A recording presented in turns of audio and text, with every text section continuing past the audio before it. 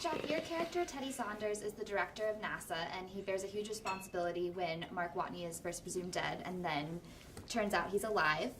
How does Teddy balance his responsibilities to the agency with that of doing everything possible to bring Mark home? Well, it's damned if you do, damned if you don't, and that's good writing, good storytelling. Do you risk 6 people to save one, or do you let one die and save those other 5 by not even making the attempt? Because the chances of them saving him are, less than 1% or something. So in the end, it's a difficult but easy decision. You let one go and you save the other 5. It's math. And, everybody around him is going, no, we can do it, especially Sean's character.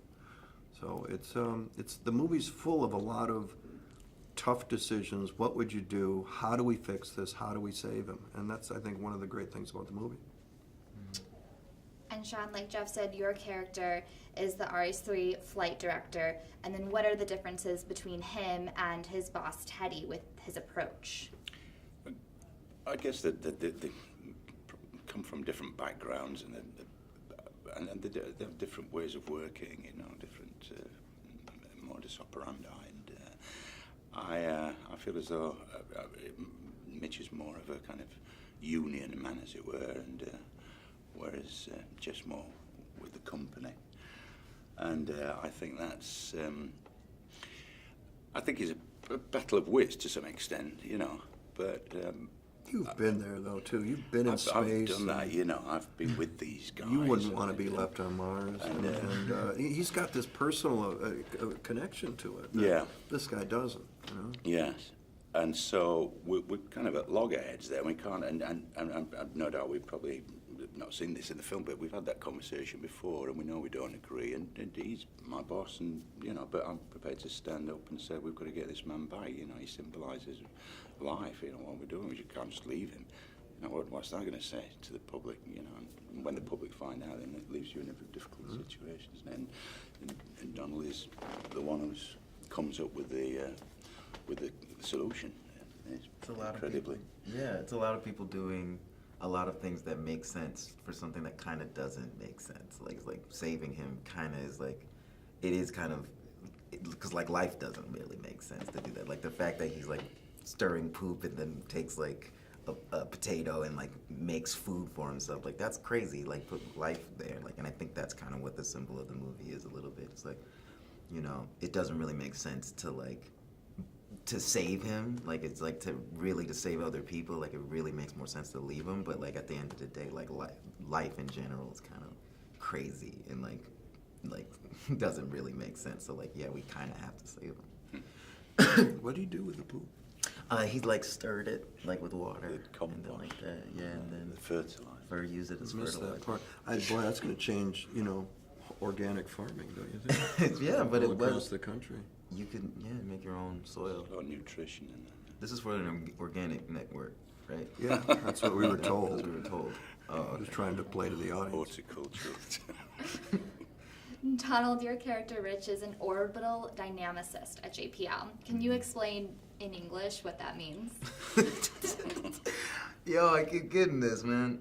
It is a person who studies, and also, I guess, I would say just studies the orbits of man-made objects in space. So, like, he's the one who's like, if we're gonna put a satellite up there, he's the one figuring out, like, okay, how far out does it have to go before it gets dragged back to Earth, or like before gravity's gonna pull it somewhere else. So, like, he's just figuring that out. Yeah, that's the most in English I can probably. That was pretty good. That was not bad. That was pretty good. And did you speak to any orbital dynamicists at JPL to help prepare for the role? No, I did not. I did not meet any of them. I went to Budapest, and Ridley was like, "Yeah, this is the type of guy you are, and this is what you're gonna do." I really do have to hand it to Ridley because like it's like playing in his imagination a lot most of the time, like, which is all you want to do. Mm-hmm. Yeah. And Jeff, how does Teddy view the scientists and engineers working for him? Specifically, what does he make of Donald's character? Well, his first impression is that he's a complete idiot who's wandered it off the street and that where's security. And then it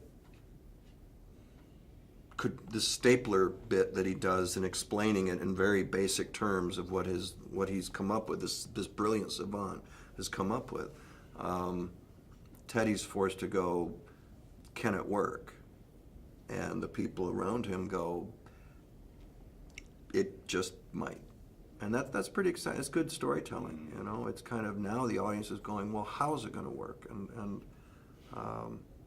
So Teddy relies on all these people, but they're all pains in the butts. They really are. There's no budget. They all want what they want. They want it now. It's like any business. Everybody wants everything they want, and Teddy's the guy that's got to say no, and including, do we save this guy or not? That's a tough decision. And Sean, to what lengths will Mitch go to ensure that the rescue actually happens? Well, he loses his job, doesn't he? I mean, he's kind of puts his career at risk, and he's prepared to go to those lengths. But he's playing golf at the end, so it's all good. Yeah. Well, yeah, I know. Golf. So Are you I a was. I golfer? never saw that. I was like, No, oh. no. And it was like, So did you research playing golf? Because a lot of us did research. Yeah. in the movie.